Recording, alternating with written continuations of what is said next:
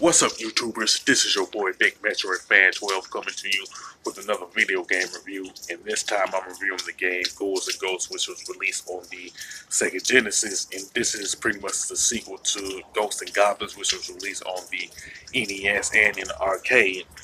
Now, the plot of the game is that the monsters and demons from the last game shows up at the castle and uses a beam of light to take Princess Pre away, and it's up to Arthur to pretty much rescue her and defeat Lucifer at the same time. Now, Ghouls N Ghosts pretty much has 6 stages in it, where the first 5 stages had 3 sections in it, and the last one pretty much has just that one stage in it, that one section in it, and everything. When it comes to those first 5 stages, it has like the first 2 sections. Then you go to the third section where you meet the boss. You know what I'm saying? Now, when it comes to the those first 5 stages, in the final section, you face off against Statue of Terror, Inferno Mode, Mistrail, Winds, Crystallized Worm, Phantom Bee, and with Lucifer himself. That last stage is the only section where it's pretty much a boss battle, you know. Now, the enemies in the game, I would say for the most part, they practically return from Ghosts and Goblins, you know what I'm saying. Now you have like Sickle Weasel, Poisonous Flower, Skeleton Murderer, Fireback Pigman, Red Destroyer, um, Mild Armor, Five Fang, Demons, Day Flies, and Five Goblins and all that. So you gonna be having a lot of enemies to contend with. You know what I'm saying? From start to finish. You know. Now there are different type of weapons that you can use throughout the course of the game. You know, so you can pick up. You know.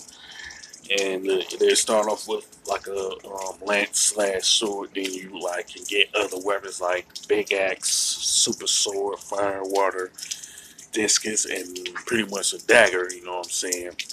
Now, one thing about the Ghost and Goblin franchise, that if you like get a certain um, weapon and you happen to die, you pretty much keep that weapon. And you know what I'm saying? That's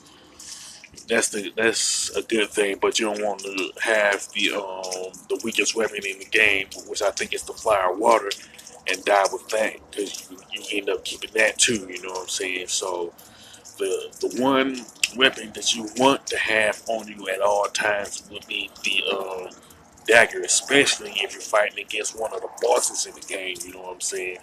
Because you can throw them like really fast. You know. Uh, like the rest of the games in the Ghosts and Goblins series. In Ghouls and Ghosts, if Arthur get hit once, he loses his armor, and if you get hit again, he dies. You know what I'm saying? But you are able to get the armor back by hitting different specific treasure chests. You know what I'm saying? Once you get it, bam, you got your armor back. So you want to look out for that if you get hit the first time, you know.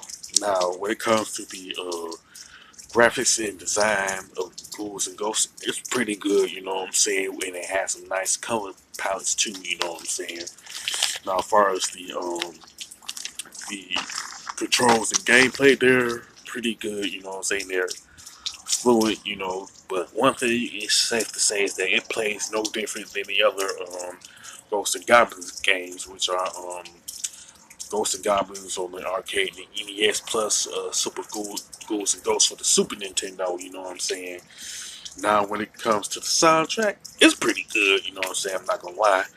But at the same time, to me, it's not the best soundtrack in the series. That goes to Super Ghouls and Ghosts on the Super Nintendo, you know what I'm saying? I would say the main complaint with Ghouls and Ghosts is the same complaint people have with Ghosts and Goblins and Super Ghouls and Ghosts, which is the difficulty in it and all that. You know what I'm saying? Plus, uh, Ghosts and Goblins, Super Ghouls and Ghosts, you have to beat the game twice to get the true ending. So it hasn't changed with Ghouls and Ghosts for the Genesis. You know what I'm saying? So that's something that they'll put your hair out in the instant. You know what I'm saying? Because people don't like how they not only up the difficulty, but you have to beat the game twice to get the true ending. You know what I'm saying? But despite the difficulty, Ghouls and Ghosts for the Genesis is a pretty good game, you know what I'm saying? And I would recommend it to anybody that's a hardcore gamer or they are pretty much a Ghosts and Goblins fan, you know what I'm saying? But in my opinion, I think there should have been more Ghosts and Goblin games that came out since this game in Super Ghouls and Ghosts. I don't know why they did it, you know. Did not make more Ghosts and Goblin games. But anyway, if you like, as far as a score, definitely give it an 8 out of 10. You know, with that being said, if you like Ghouls and Ghosts on the Genesis, you can mention it in the comment section. If you think it's the best game in the Ghosts and Goblins series, or you think that Super Ghouls and Ghosts take that title, you could also mention that, you know what I'm saying? With that being said, if you like this video, hit the thumbs up button. Don't forget to subscribe and hit that bell notification button too. This is your boy Big Metro Fan 12 signing off.